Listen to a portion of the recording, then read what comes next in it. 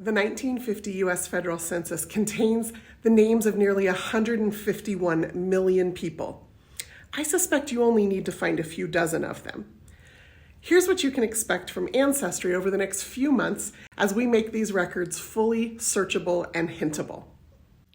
I'm Krista Cowan, and this is a sneak peek at a new series of episodes of The Barefoot Genealogist that we're calling 1950 Census Weekly Update. This past weekend, after being under lock and key for 72 years, the National Archives released the 1950 census. In less than 48 hours, Ancestry had downloaded all 6.9 million images and uploaded them to our site. You can now browse them using the 1950 Census District Finder. But if you don't know the address or town where your family lived, you're going to need a searchable index. So, as soon as those images were downloaded, Ancestry got to work applying our new proprietary handwriting recognition technology to those census images.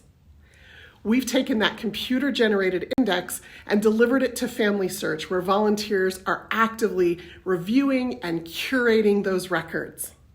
As states are completed through this indexing and review process, they will be published on Ancestry and be fully searchable and hintable for free. I invite you to join me here on the Ancestry YouTube channel each Wednesday, from now until the census is complete, at 10 a.m. Pacific, 1 p.m. Eastern. I'll share live which states have become available since the last time we talked.